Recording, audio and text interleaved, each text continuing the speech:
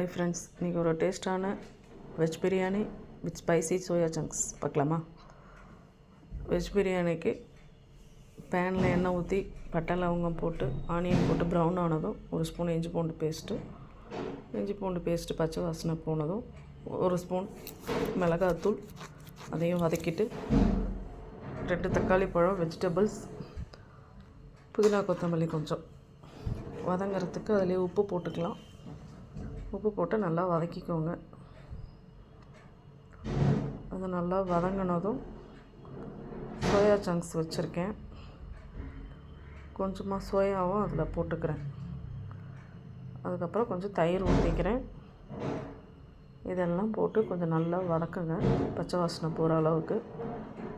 இந்த காயோட பச்சை வாசனை போனால் டேஸ்ட்டாக இருக்கும். நான் இப்போ தான் சோயா சங்க்ஸ் போடுறேன் ஃப்ரெண்ட்ஸ், சாரி நான் முன்னாடி சொல்லிட்டேன். சோயா சங்க்ஸில் அந்த உப்பு காரம் ஏறட்டும், அது வரைக்கும் கொஞ்சம் வதக்கி விட்டுட்டு நான் 1 டம்ளர் அரிசி எடுத்திருக்கேன். ஸோ 1.5 டம்ளர் தண்ணி ஊற்றுறேன். தண்ணி ஊற்றுனதுக்கப்புறம் உப்பு காரம் பார்த்துக்கோங்க, செக் பண்ணிக்கோங்க. தண்ணி நல்லா கொதிக்கட்டும்.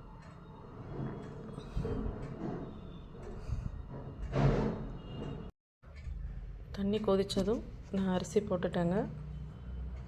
அரிசி போட்டு ஒரு கொதி வந்ததும் நம்ம குக்கர் மூடி போட்டுடலாம். குக்கர் மூடி போட்டு விசில் போட்டு 10 நிமிஷம் சிம்மில் வச்சு எடுத்துருங்க.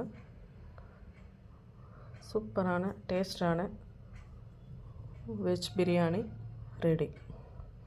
இப்போ இதுக்கு சைட் டிஷ்ஷாக ஒரு soya chunks fry பார்க்கலாங்களா?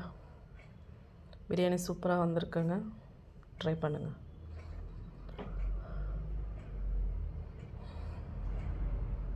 Soya chunks ஃப்ரைக்கு எண்ணெயில் கொஞ்சமாக இஞ்சி பூண்டு பேஸ்ட் போட்டிருக்கேன். அதிலே குழம்பு மிளகாத்தூள் கொஞ்சம், சால்ட்டு கொஞ்சம், கருவேப்பிலை இதெல்லாம் போட்டு கொஞ்சம் ஒரு ஃப்ரை பண்ணிவிட்டு கொஞ்சமாக தண்ணி ஊற்றிக்கோங்க. மிளகாத்தூள் கருகாமல் பார்த்துக்கோங்க, ஸ்லோலியே வச்சுக்கோங்க. கொஞ்சம் தண்ணி ஊற்றி கிளறிட்டு நம்ம சுடுதண்ணில் ஊற வச்சு பிழிஞ்சு எடுத்து வச்சுருக்கோம் இல்லைங்களா, சோயா சங்க்ஸை அதில் போட்டுக்கோங்க. அதில் போட்டு நல்லா கொஞ்சம் பச்சை வாசனை போகிற அளவுக்கு ஸ்லோலியே வச்சு நல்லா ஃப்ரை பண்ணிக்கோங்க. ரொம்ப ரொம்ப ஈஸி, ஜஸ்ட் ஒரு 5 மினிட்ஸில் செஞ்சிடலாம். இது நல்லா ஃப்ரை பண்ணிவிட்டு நான் மஷ்ரூம் பெப்பர் கிரேவிக்கு ஒரு மசாலா அரைச்சிருப்பேன், வீடியோவில் இருக்குது.